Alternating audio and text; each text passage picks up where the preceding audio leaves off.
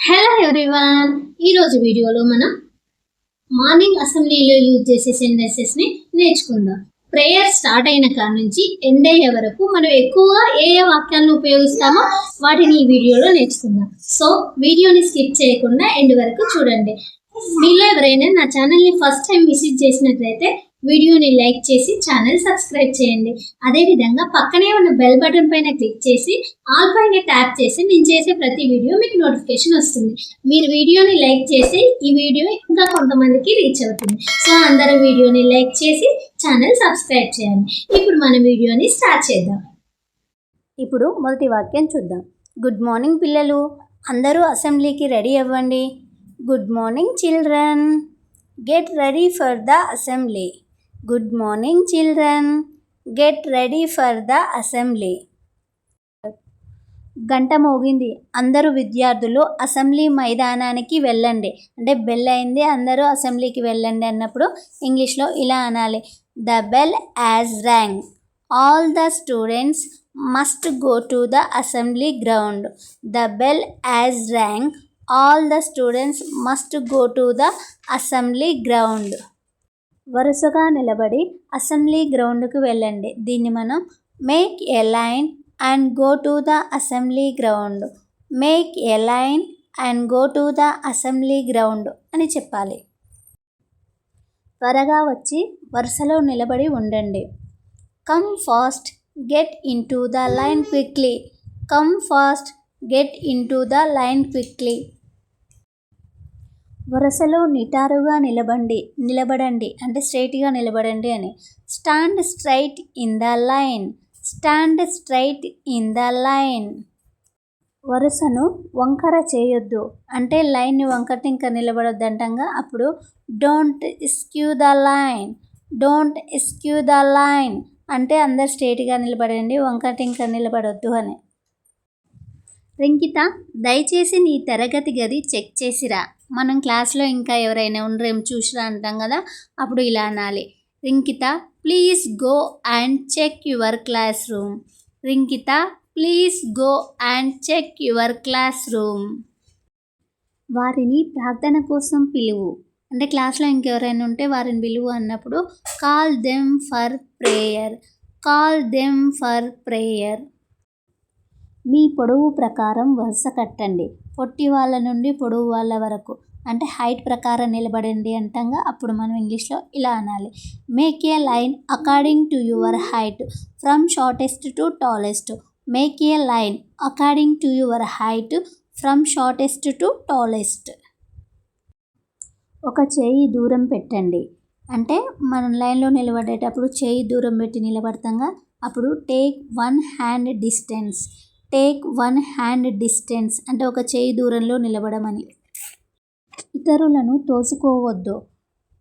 Don't push others. Don't push others.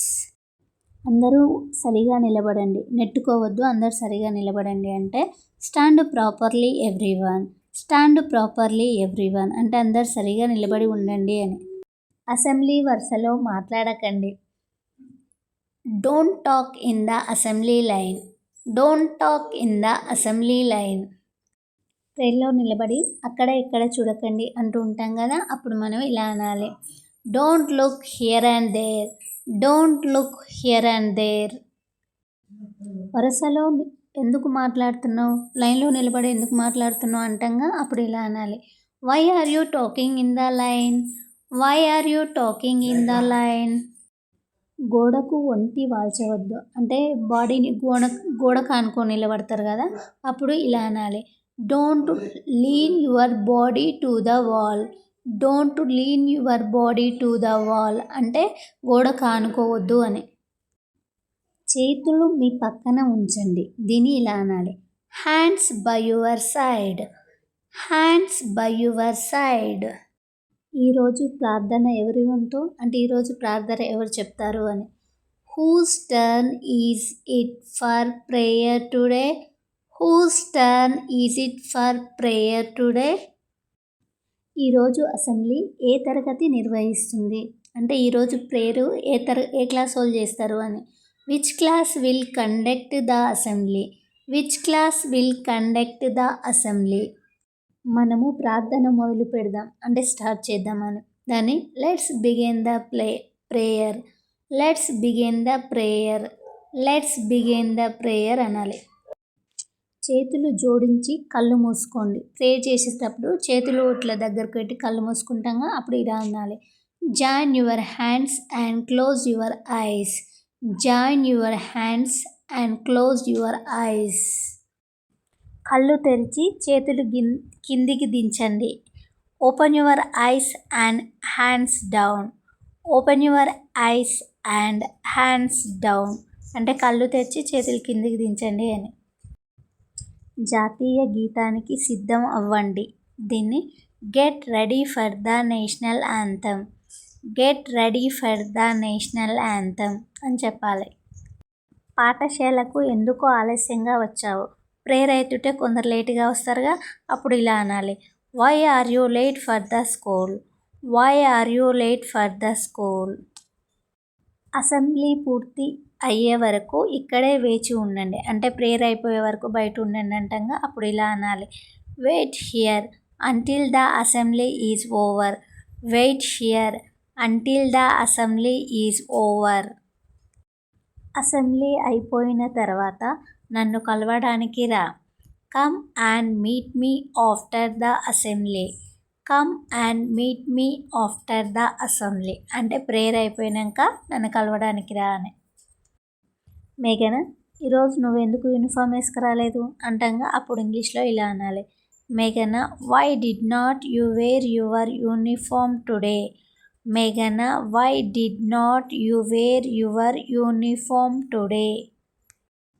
ఆలస్యంగా వచ్చిన వారు వరుస చివరన నిలబడాలి అంటే లేట్ అయిన వాళ్ళు లైన్లో లాస్ట్లో నిలబడని అంటంగా అప్పుడు late comers should join at end of the queue. Late comers should join at the end of the queue. Late comers should join at the end of the queue. జాతీయ గీతాన్ని ఉత్సాహంగా పాడండి. Recite the national anthem with zeal. Recite the national anthem with zeal. Zeal అంటే ఉత్సాహంగా పాడడం అని. అందరికీ శుభదినం. ఇప్పుడు మీ తరగతులకు వెళ్ళండి. Have a nice day everyone. Now go to your respective classes. Have a nice day everyone. Now go to your respective classes అంటే మీ తరగతులకు వెళ్ళండి అని. కొన్నిసార్లు మనం ప్రిన్సిపల్ మేడంని మాట్లాడమని అంటంగా అప్పుడు ఇలా అనాలి.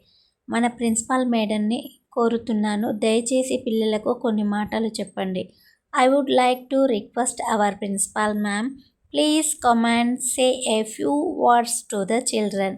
I would like to request our principal ma'am please come and say a few words to the children.